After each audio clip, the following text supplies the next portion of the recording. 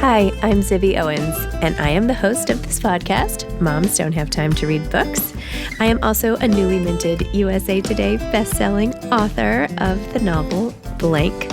I've created a whole community of book lovers around this podcast, a publishing company, reading retreats, a bookstore, and more. Learn more at zibbymedia.com or follow me on social at Zibby Owens or join the community at Zibby Readers.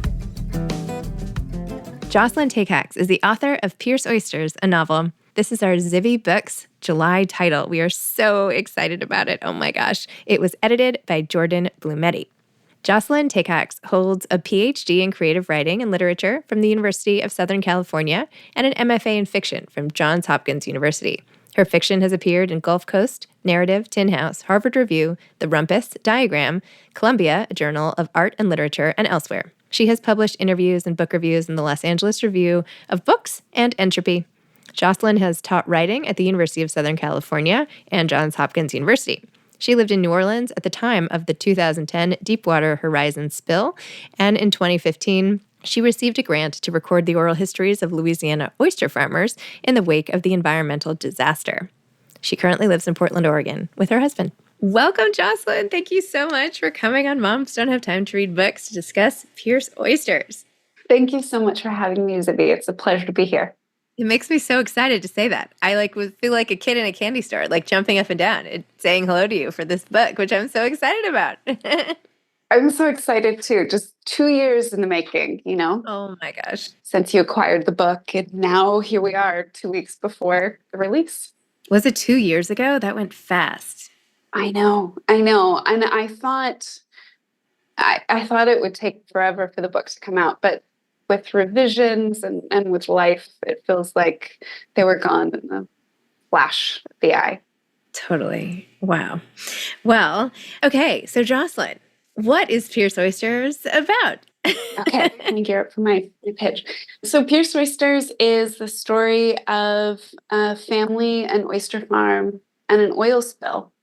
It follows a family that runs an oyster farm in Louisiana. They've been in business for over 90 years.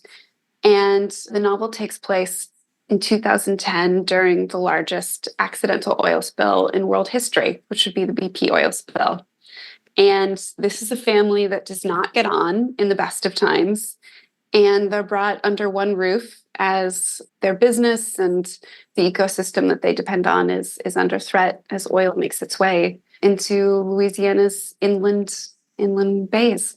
It's still impossible to believe that this happened. It feels like it should just have been the fiction. It should just have happened in a book, but not in real life. And I mean, it felt surreal and nightmarish when it was happening. I think nobody could believe the magnitude of it. And certainly when the explosion happened, I don't think anyone was prepared for how large it would become. And certainly not the oyster farmers that I spoke with, because they're no stranger to oil spills down in Louisiana. They happen fairly regularly. So they weren't prepared for the magnitude, despite knowing oil spills very well. So, stupid question. Why was this oil spill so much more detrimental than all the other oil spills? Well, an oil spill of this kind had never happened before. So the explosion on the Deepwater Horizon led to a severing of the pipe, which connected the rig to the well. And the oil was just gushing from the Deepwater well until the oil company could find out a way to plug the well. And there was a blowout preventer, which is supposed to kick in the case of an oil well blowout like this. But the blowout preventer failed, and that was the means of backup. And when the backup failed, the oil company just had to scramble to find out how to stop this gusher in very deep water, which had never been done before. So ultimately, they had to drill relief wells to offset the pressure in order to cap the well and seal it with cement, which took 87 days. Oh my gosh. Wow. I saw the movie. Did you see the movie, Deepwater Horizon? I have seen the movie. Yes, the Mark Wahlberg movie. Yeah. I'm like, It's I'm gripping. visualizing every part of this. It's a gripping watch. When the movie came out, someone told me, "Oh, well, the movie's been made, so there's no point for you to write this book, right?" Which they're different. They're Oh my very gosh, they different. could not be more different. They're like, Right. except, one is like, anyway, yes. But yours is like, it's cause and effect, right? Yours is the ripple from, how widespread the ripple effects can be and how damaging on an individual level. Something so macro that seems like, in principle, oh, this is a bad thing. Your book is like, okay, well, let me give you one crystal clear example of exactly what we mean by bad thing. And that's how people really learn, right? When they see it happen to somebody and they feel like, oh, it could have happened to me, or right? Yeah, that was just the goal. I mean, when I started writing about the book or writing about the spill, I didn't know where the novel started, and I thought Mm. it needed to start on the oil rig and the explosion. And ultimately, no, it needed to start on an oyster boat with a family that's going to be affected, but they don't know yet. You spent a lot of time researching this. When did you start? Where did the interest originally come from, and when did the research start, and all of that? So I was living in New Orleans at the time of the spill. So it was, a major life event for me. And I was involved in an activist community then that was protesting the oil company's use of a controversial chemical dispersant to disperse the oil in the water column. So I was very passionate about this bill when it happened. And at the time I read an article about an oyster farm that was closing down as oil was making its way inland. And I knew nothing then about oyster farmers and how oyster farms work in Louisiana, which is you have multiple generations of oysters prepared for harvest. And so the oyster farmer explained that the threat of an oil spill of this magnitude is multiple years worth of livelihood for them because they are not just growing this year's oyster, but they are growing the oyster that they'll harvest in 3 years. So I couldn't get it out of my mind. And so I got a grant to record the oral histories of oyster farmers who'd been affected by the spill about 5 years after it happened. And those interviews were the foundation of the novel. Did you think about writing it only as a nonfiction book? It never occurred to me because it's not what I studied. I studied creative writing, got my master's in creative writing, so I knew that I wanted to try and tell the story as a novel because I think what novels are really great at is exploring how it feels to live through an event and to make people care about an event by first making them care about how it affects a person or a family. Yeah, I know, stupid question, but you never know. Once you have all this facts, I feel like, sometimes I talk to historical fiction authors and there's like so much and they can't put it all in. Otherwise it's going to feel forced, right? Like they've learned 8,000 times what can fit in the little driblets, but it's that they paint a picture in their minds with all the information and then they can tell the story. But then they have all that extra information. Where does that all go? Yeah, I know. I know more about oysters. Yeah, it stays with you, and you know about things like oyster larvae that nobody ever asks you about. Is there anything you're dying to share about oyster larvae? Because now could be the time. Well, the one thing that I think just visually is so interesting is that, when oysters spawn, they sort of release the sperm and egg into the water column and they sperm and egg meet and fertilize. And the oyster larva, which is called spat, actually has a foot, like a tiny foot, just at one point in its life, just for a short period of time. And it uses that foot to find where it's going to settle and ensure that it's found the right sort of ground to attach itself. And then it loses its foot. And that's where the oyster lives for the rest of its life. Wow. Yeah. It's like a U-Haul truck that broke down or something. Yeah. I mean, I think I love that. I love that. Like they'd be better off if they could move, but that's just not their Yeah. biology. Yeah. No. Oh my gosh. Wow. Well, I know we're talking a lot about environmental disaster and oysters, but really the book is about the people, right? It's about emotions and the people and the story and the challenges. And yes, it's caused by the spill, but some are caused by their own flaws as people, and the the environmental thing only exacerbates things that are underlying in some cases. Talk about the characters that you chose and why them, and why their name, why Benny, like why these people.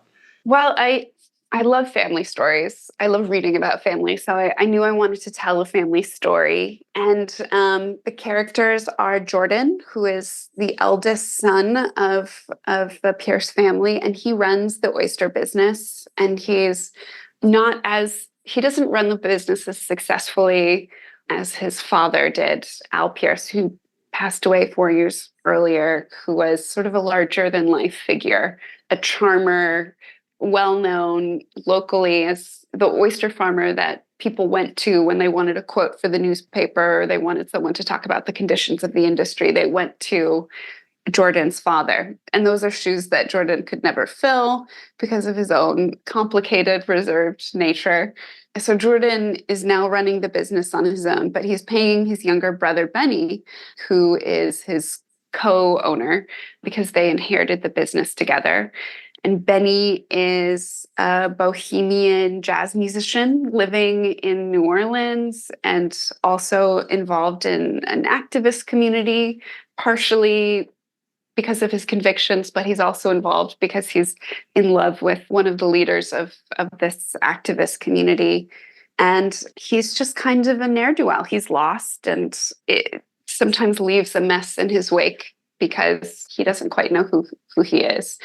And then there's their mother, who her name's May, and she is a homemaker, a former, teen beauty queen, someone who prides herself on her family appearing in positively in the light of her neighbors. And she just doesn't quite know who she is now that her husband has passed away and her children are grown and her life didn't go the way that she expected it to go.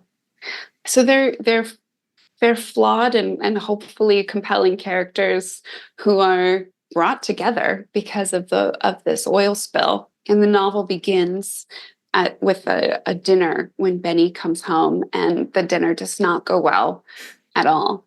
And so then, as the novel progresses, they're brought back together to try it again. Tell me about a family dinner of yours that did not go well. Oh, I'm trying to think of something that's like drama filled enough to. It's such a good question. When I was in college, I started to become very political, and I was often bringing home friends from college who just terrified my parents. They didn't wear deodorant, and they didn't bring changes of clothes, and they were just kind of experimenting. They were kind of anti-establishment folks. And my parents did not know what to make of them. And we had some very awkward dinners in which conversation really had no script. And of course, veered into politics, which became an argument. And my dad, who's passed away now, but he's one of those guys who liked to have a spirited political debate, and was very much, we'll agree to disagree, but I would like to just air our ideas as much as we can. And so the conversations just like, I sort of wanted things to end, just like, let's move on. Let's not talk about the war anymore or like whatever. And Dad just wanted to see where it would go. So that's one that comes to mind. I mean, I once brought home someone who I had started dating who had a beard when I was like in right before business school. And he was like, anyway, My parents, even that for my parents was too much. Just the beard?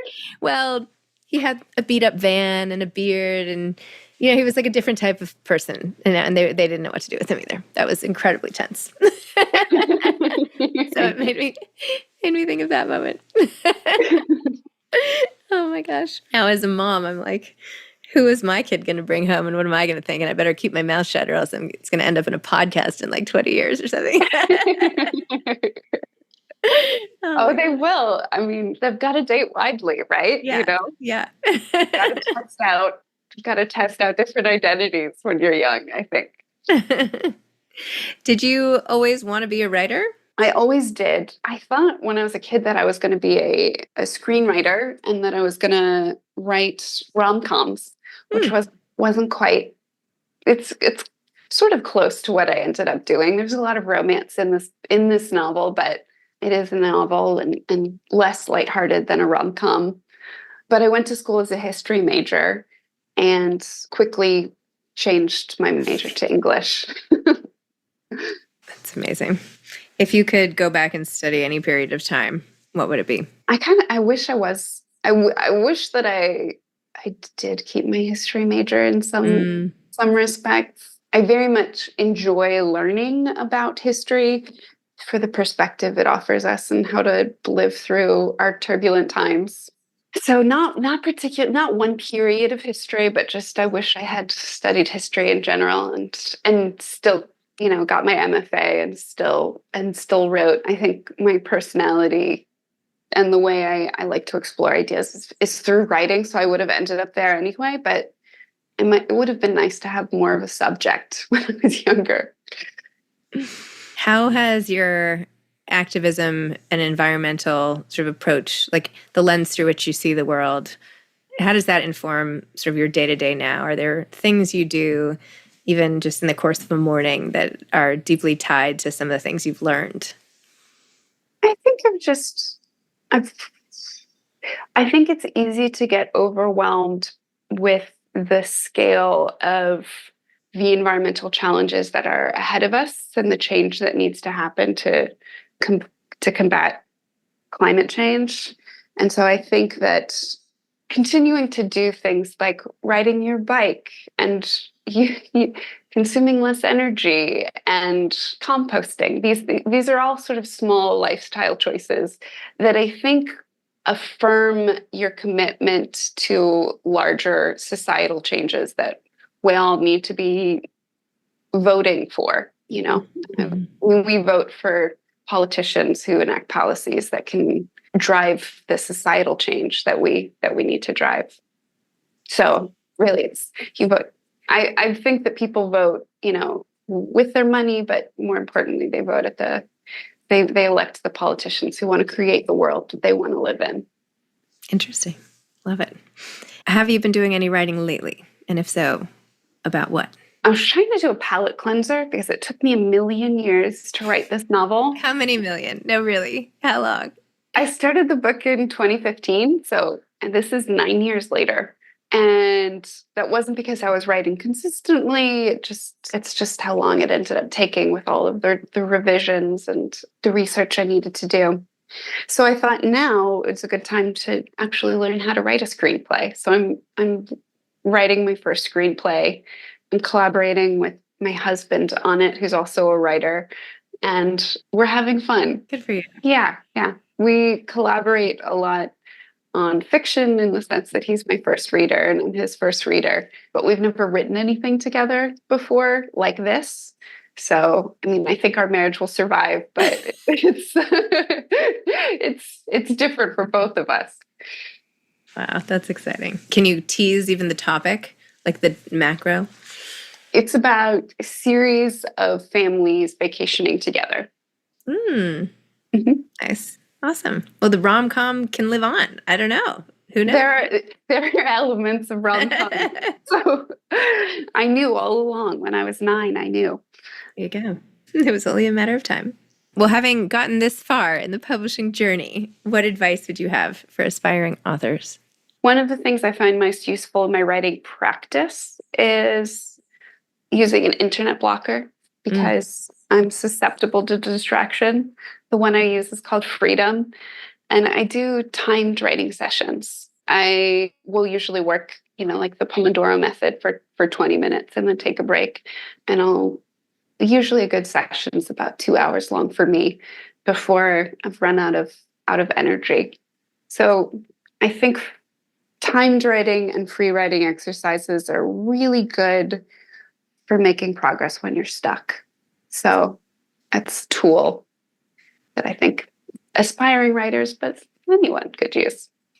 I feel like I'd worry that in 20 minutes I wouldn't get anything done. Maybe then I would just reread stuff and, would that be the 20 minutes? Would I have to restart the clock? I feel like I would try to get my way out of that. I mean, that's where the internet blocker comes in. Yeah. You can't check your email. You can't look something up. Yeah. I always want to look something up when I'm writing. Like, oh, I don't know how big that thing is, or I don't know where this place is. Let me find out. And it's all just a means of getting away from writing. For me. Yeah. Good point. Do you have a favorite oyster to eat or anything? The favorite way I like to eat oysters is on a saltine with just a dash of Tabasco. It's my go-to way to eat oysters. I prefer them raw, which most people don't. What's your feeling about oysters? Do you enjoy eating raw oysters, Zibby? I don't. I'm sorry. No, there's no. I'm a very picky eater, but I'm excited to celebrate your love of oysters and,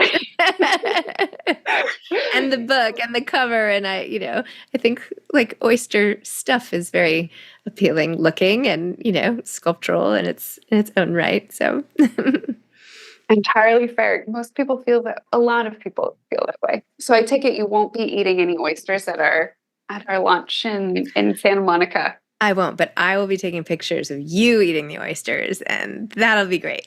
But I am very excited. Yeah, Blue Plate Oysterette will be there and with bells on, so it'll be fun. Yeah.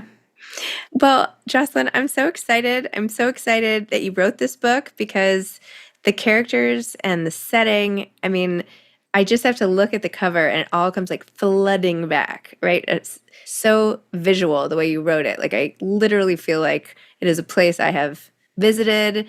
It's a home I've been to. These are people that I know myself intimately. And that's a gift to do with a book, right? You're creating a world, and it's a very captivating one, and one where you find yourself rooting for all sorts of people and also questioning the world at large and what you can do to make a difference. So those are all the good things in a book. Zibby, thank you for saying that. And thank you for bringing this book out into the world. It wouldn't exist without you. I'm sure it would. It would have found its way, but I'm delighted that we get to play a small part in bringing it out to the world. So congratulations. Oh, thank you very much. Thanks for listening to Moms Don't Have Time to Read Books. If you love it, please leave a review and follow us on social at Zibby Owens and at Zibby Readers.